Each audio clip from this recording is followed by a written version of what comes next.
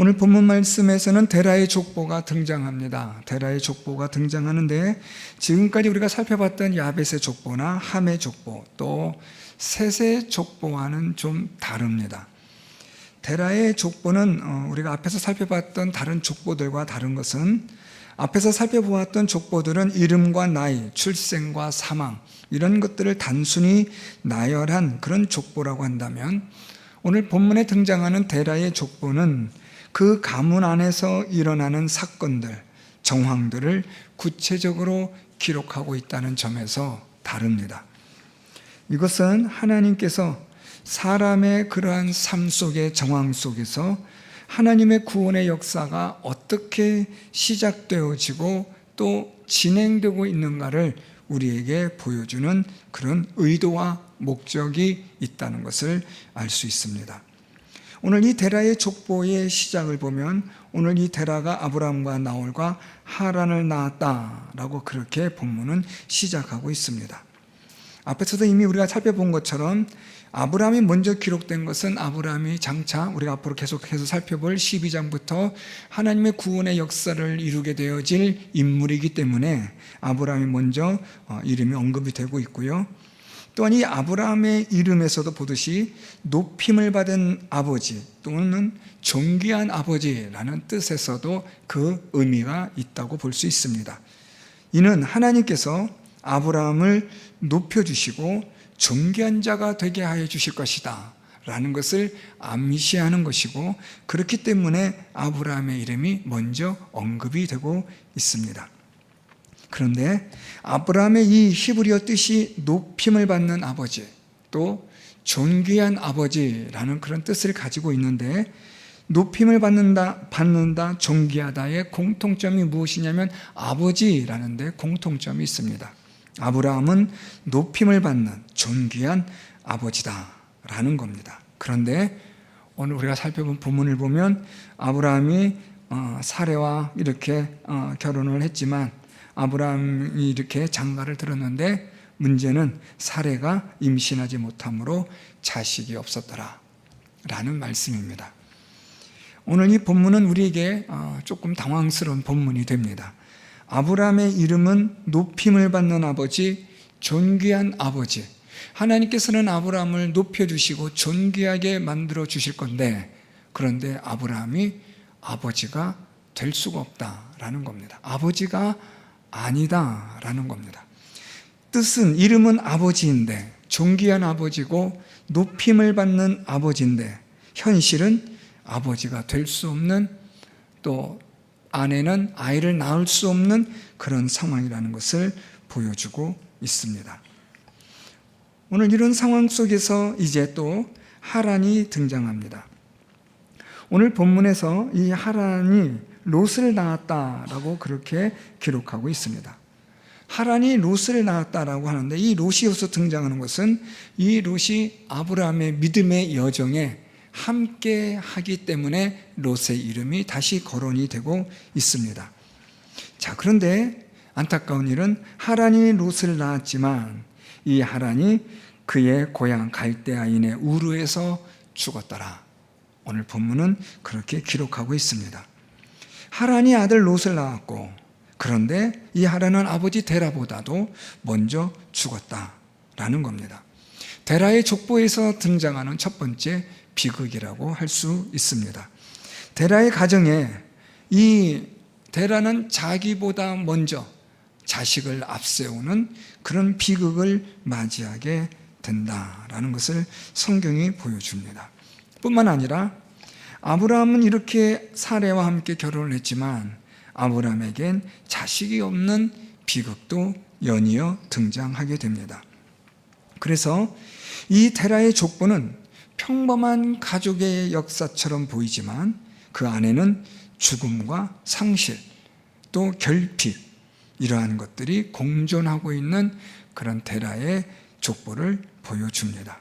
그런데 이것은 단순히 데라의 족보만 아니라 이 세상을 살아가는 모든 가정에 나타나는 일들입니다.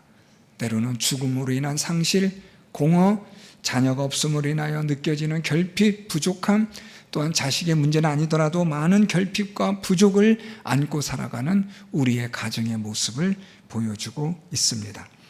이 세상의 이러한 모든 가족들에 대해서, 이 세상을 살아가는 모든 사람들에게 있어서 죽음과 불임이라는 이것은 계속해서 우리에게 밀려오는 밀물처럼 닥치는 재앙이라는 것을 알 수 있습니다. 하란이 그 아버지 데라보다 먼저 고향 갈대아인에 우리서 죽었다라고 성경은 그렇게 기록하고 있는데요. 여러분, 여기서 우리가 이 28절에서 하란의 죽음에 대해서 흥미롭게도 성경 저자는 모세는 고향 갈대아인에 우르에서 죽었다라고 그렇게 설명하고 있습니다. 여러분, 고향은 우리가 사람이 태어나서 자라는 익숙한 곳이고 친근한 곳입니다.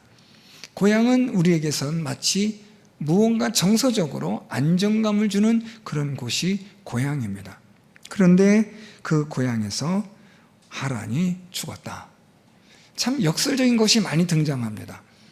아브라함은 그의 이름은 존귀한 아버지고 높임을 받는 아버지지만 아버지가 아니고, 또한 이 데라는 자식을 낳았으나 자식이 아버지보다 먼저 앞서는 비극이 등장하게 되고, 또 하란은 고향 땅에서 태어났는데 고향에서 죽게 되어지고, 무언가 지금 모든 것들이 사람의 삶에 있어서의 엉망진창이 되어지는, 또 무언가 앞뒤가 맞지 않는 절망과 또는 낙심되어지는 그런 일들이 계속해서 일어나는 그런 상황을 설명해 주고 있습니다.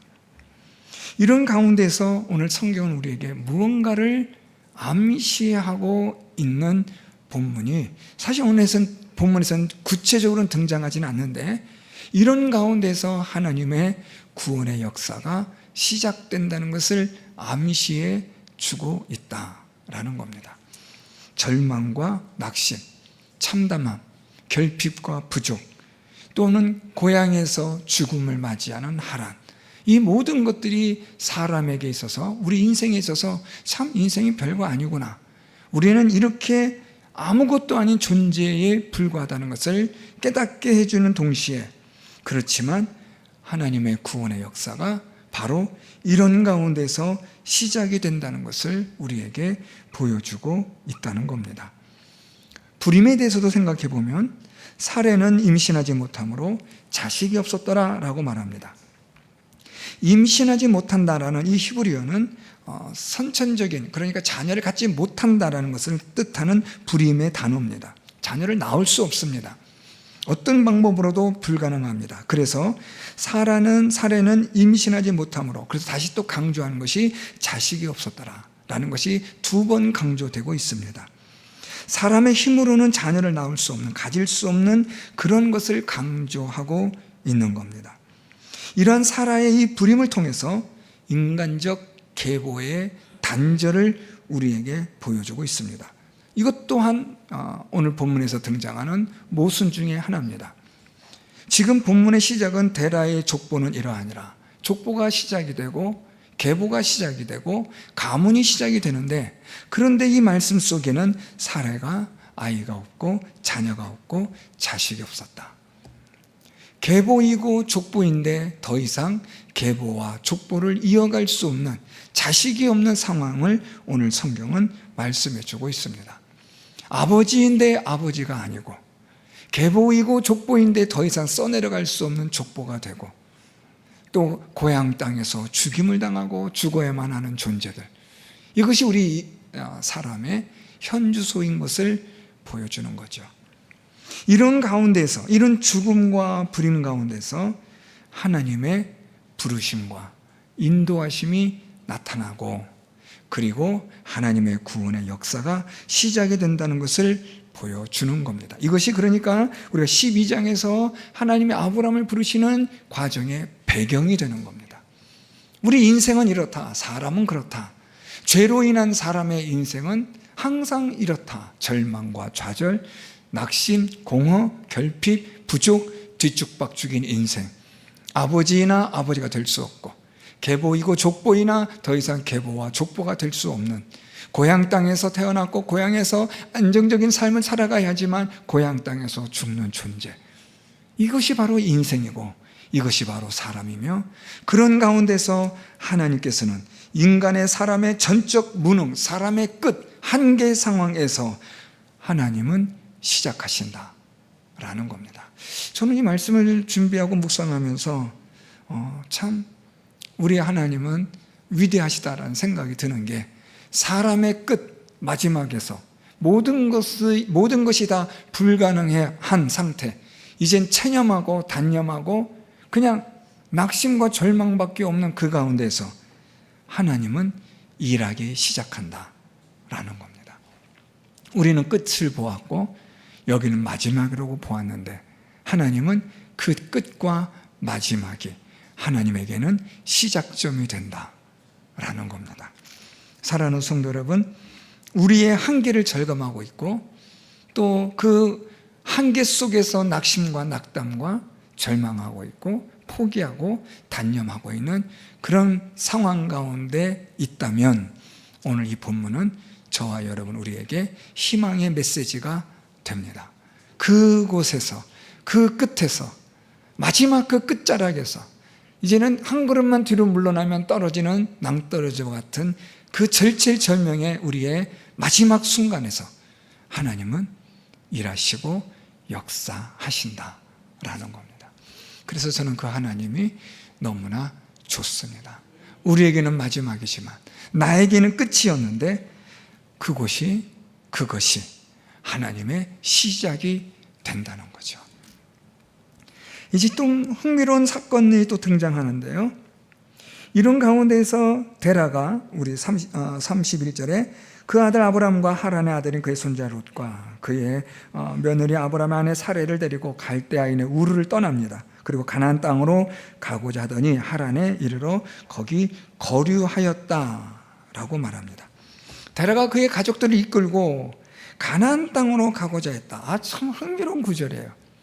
여러분, 우리가 이 성경을 읽으면서 그냥 뭐 그런가 보다 하지만 이게 그런가 보다가 아니라, 우리가 항상 성경 읽으시면서 제가 여러분들에게 드리는 거 있잖아요. 왜 그럴까? 왜 갑자기 멀쩡한 곳에 살고 있다가 여기서 지금 데라가 그의 아들 아브람과 같이 잘 살고 있는데 왜 갑자기 이들이 갈대아의 이 우르를 떠날까? 이 우르라고 말하는 갈대아의 우르면 지금 오늘날 말하면 아주 번화된 최고의 도시거든요. 문명을 자랑하고 문화를 자랑하는 그런 기가 막힌 그런 곳에서 떠나 왜 하필이면 속된 말로 총구석으로 가느냐, 문명과 문화가 제대로 있지도 않은 그런 곳까지 들어가는가, 내려가는가, 잘 이해가 안 됩니다. 왜 데라가 가나안 땅으로 가고자 했을까? 성경은 침묵합니다. 그런데 성경은 침묵하지만 우리가 조금 짐작을 할 수 있는 것은 12장 말씀 보면 다음 시간에 보겠지만, 여호와께서 아브라함에게 이르시되 너는 너의 고향과 친척과 아버지 집을 떠나 내가 네게 보여줄 땅으로 가라. 하나님이 말씀합니다. 가라 하는 땅이 어디였냐면 가나안 땅이에요. 그러면 다시 오늘 본문으로 돌아와서 데라가 그의 아들 아브라함과 하란의 아들인 그의 손자 롯과 며느리 아브라함의 아내 사레를 데리고 갈대아인의 우르를 떠나서 가나안 땅으로 가고자 했다. 자, 그러면 이제 연결해 보죠. 왜 데라가 갈대아인의 땅 우르를 떠나서 가나안 땅으로 가고자 했을까? 성경은 말하지 않습니다. 그런데 12장에 보면 하나님이 아브라함에게 너는 내가 지시할 땅으로 가라고 말씀하고 보여줄 땅으로 가라고 말하는데 그 땅은 가나안 땅입니다. 정리해 보면 데라의 마음에 하나님께서 가나안 땅으로 가라고 감동을 주셨다라는 것을 짐작할 수 있죠. 그래서 데라가 뜬금없이 가나안 땅으로 가는 겁니다. 뭐 아무런 연고도 없는 곳입니다. 오히려 자기 고향 땅 갈대아의 땅 우르가 자기의 고향인데 거기서 떠나서 왜 낯선 가나안 땅으로 가야만 했느냐? 성경은 거기에 대해서 이유를 얘기하지 않는데 나중에 보니까 하나님이 아브라함에게 가나안 땅으로 가라는 말씀과 연결시켜 보니 아하, 하나님이 데라에게 가나안 땅으로 이주할 마음을 주셨구나 라는 겁니다. 그래서 이 데라가 그의 가족들을 이끌고 가나안 땅으로 가게 됩니다. 그런데 또 이제 이 성경에서 이런 반전이 있어야 또 재미있죠, 여러분. 그런데 자 보세요. 오늘 우리가 읽은 31절 말씀에 가나안 땅으로 가고자 하더니 31절 마지막 하반절에 하란에 이르러 거기 거류하였다. 뭔가 좀 하나님의 구원의 역사가, 어떤 드라마가 막 펼쳐질 것 같다가 딱 멈춰버리는 거예요. 데라가 지금 뭔지는 모르지만, 그렇지만 아브라함의 사건과 종합해 본다면 하나님께서 이 데라의 마음을 감동시키셔서 가나안 땅으로 가고자 했고, 그래서 데라는 무언지 모르지만 가나안 땅으로 가야겠다 해서 우르를 떠나서 가나안 땅으로 가는 도중에 하란에 이르게 되었는데 거기에 거류하였다라고 말합니다. 이 거류하다라는 이 히브리어는요, 정착하다는 거예요. 잠깐 머무는 게 아니라 아예 그냥 주저앉았다, 눌러앉았다라는 겁니다. 이것도 흥미롭습니다. 아니, 가나안 땅으로 가고자 했던 데라가 왜 하란 땅에서 더 이상 가지 않고 여기서 정착했을까? 성경은 또한 여기에 대해서도 침묵하고 있습니다. 더 이상 말씀하지 않습니다. 어떤 언급도 있지 않으니까 우리는 추측을 하려고 하지만 사실 여기에 대해서는 추측할 근거도 없습니다. 그냥 데라가 하란에 머물렀다, 정착했다라는 것밖에 더 이상 설명이 없습니다. 그러면 이제 이런 생각들을 해볼 수 있는 거예요. 가나안 땅으로 가고자 했던 마음은 있었는데 하란에 이르러 보니 가나안 땅에 가고 싶은 마음의 감동이 사라진 거죠. 하란이 얼마나 좋았는지, 더 대단한지 모르겠지만, 그렇지만 이 데라가 하란에 이르러 가나안 땅으로 가야 하는데 가나안 땅에 가지 않고 하란에 정착하게 되어지는 무언가가 있었다는 거죠. 그 무언가가 데라의 마음을 탁 사로잡은 거죠. 그래서 이 데라는 이 하란 땅에 머물게 되었고, 이제 하나님은 거기서 다시 아브라함을 부르셔서 너는 지금 고향과 친척과 아버지 집을 떠나서 내가 내게 보여줄 땅으로, 가나안 땅으로 가라. 다시 말씀하는 거예요. 자, 그러니까 하나님 지금 결국 어디까지 이끌어가기를 원하시는 거예요? 가나안 땅으로. 가나안 땅으로 가라는 거예요. 그런데 가나안 땅으로 가야 되는데 이 데라가 가나안 땅으로 가다가 하란에서 그냥 거기서 중도에서 멈추고 마는 거예요. 왜인지는 모르겠습니다. 무엇 때문인지는 모르지만 하나님께서 그에게 주셨던 마음의 감동을 따라 그가 가다가 그만 중도에서 멈추고 말았다. 그리고 그 가운데서 다시 하나님은 아브라함에게 나타나셔서 내가 내게 지시할 땅, 보여줄 땅 가나안으로 가라 해서 아브라함은 다시 순종하여 하나님의 그 말씀에 따라 의지하여서 그는 하나님의 말씀을 따라 갔다. 우리 다음 시간 보겠지만 4절에 이에 아브라함이 여호와의 말씀을 따라갔고 롯도 그와 함께 갔으며 라고 말합니다. 아브라함이 하란을 떠날 때에 75세였더라. 좀 여러분, 뭔가 좀 이 스토리가 기가 막히지 않아요? 가나안 땅으로 가라고 했는데 왜 데라는 하란에서 멈췄을까? 좀 안타깝죠. 이유는 모르겠지만 말입니다. 그래서 하나님은 다시 그 아브라함에게, 데라의 아들 아브라함에게, 야, 너는 너의 그런 본토 친척 아비 집을 떠나서 내가 내게 지시할 땅, 보여줄 땅 가나안으로 가야 돼. 이에 아브라함이 하나님의 말씀을 따라 가나안으로 갔다. 사랑하는 성도 여러분, 우리가 이 세상을 살아가는 가운데 하나님께서 우리에게 마음의 감동을 주셔요. 성경을 통해서 우리를 인도하세요. 어디로 인도하시느냐? 가나안 땅으로, 하나님의 나라로, 생명의 나라로 우리를 인도하세요. 그런데 참 많은 사람들이 가다가 멈춥니다. 가다가 데라와 같이 그냥 하란에서 정착하고 말아요. 시작은 좋았는데, 시작은 하나님의 마음의 감동을 따라가고, 시작은 그 무언가를 향하여 이곳은 아니다, 그 더 무언가 근본적이고 근원적이고 우리의 목마름과 절망과 이 뒤죽박죽인 이 우리의 인생을 질서 있게 체계 있게 세워줄 그 무언가가 있을 것이다 라는 그런 하나님 주시는 감동에 따라 가나안으로 가던 이 데라가 그만 하란에서 멈추고 마는 거예요. 여러분, 우리가 이 세상을 살아가는 가운데 이런 일들은 허다합니다. 하나님의 말씀을 따라 우리가 살아가려고 하는데 그러는 가운데서 우리가 어느덧 우리도 모르게 하란에 머물고 싶은 유혹을 받고 그냥 여기서 주저앉고 싶은 생각이 들 때가 얼마나 많습니까?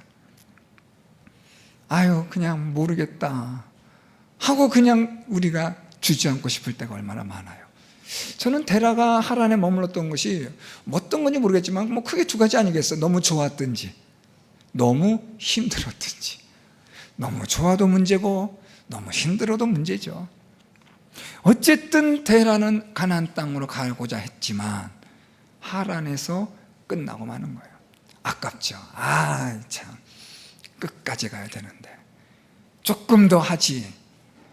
저는 여러분 우리를 바라보는, 이 세상에서 믿음의 삶을 살아가는 우리들을 바라보는 하나님의 관점을 좀 생각해 보고, 저는 또 하나님과 함께 또 하나님을 섬기는 그런 거룩한 천사들이 또 우리들을 이렇게 지켜보고 있는 가운데, 믿음의 경주, 믿음의 달리기를 하는 우리를 지켜보고 있는 가운데, 이게 마지막 저 결승점까지 달려가면 되는데 열심히 잘 달리는데 방향도 맞았고 속도도 열심히 잘 내고 있고 좀만 더 인내하면 되겠는데 달리다가 그만 중간에 탁 하고 멈춰버렸을 때 얼마나 안타까워 하실까 라는 생각을 하게 되더라고요.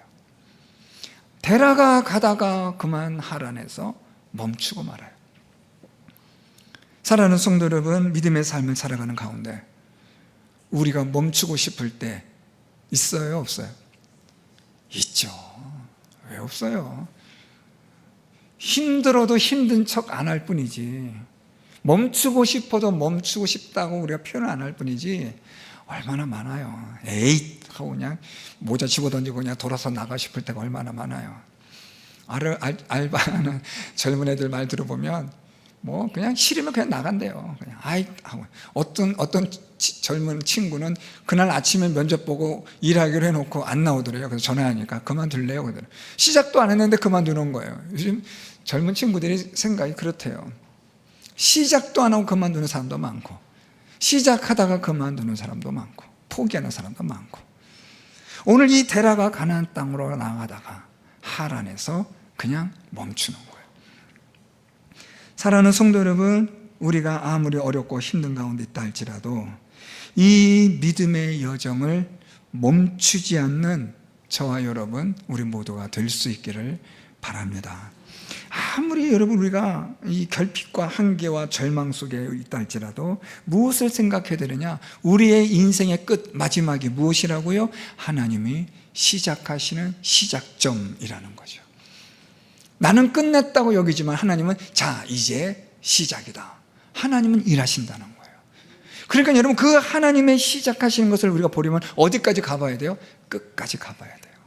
마지막까지 여러분 우리가 가는 거예요. 숨을 헐떡거리면서까지 달려가는 거죠. 막 그냥 우리 안에 이 심장이 터져 나오는 것, 그런 고통스러움을 안고 끝까지 달려 마지막까지 나가서 이제 우리의 최선을 다했다고 여겨져 그 마지막 순간에 우리가 쓰러지는 그때에 하나님께서 일하시는 놀라운 구원의 역사가 나타나게 되는 줄 믿습니다. 우리는 할 수 없다고 여겨지는 그때 모든 것이 다 가능하다는 하나님의 전능하신 세계가 열려지는 줄 믿습니다. 그러므로 이 세상에 안주하지 마시고 이 세상에 정착하려 하지 마시고 약속의 땅으로 하나님께서 말씀하신 저 영원한 하나님의 나라를 향하여 한 걸음씩 한 걸음씩 나아가시는 성도 여러분들이 될 수 있기를 바랍니다. 하나님의 말씀을 붙잡고 하나님의 말씀을 의지하여 저 영원하신 하나님의 나라를 향해서 오늘도 한 걸음씩 한 걸음씩, 내일도 한 걸음씩, 어찌 되었든 간에 한 걸음씩 전진하시고 진보하셔서 이 땅에서 머무는 것이 아니라 저 영원한 하나님의 나라에서 머물 수 있고 또 거류할 수 있고 정착할 수 있는 저와 여러분, 우리 모두가 될 수 있기를 예수 그리스도의 이름으로 축원드립니다.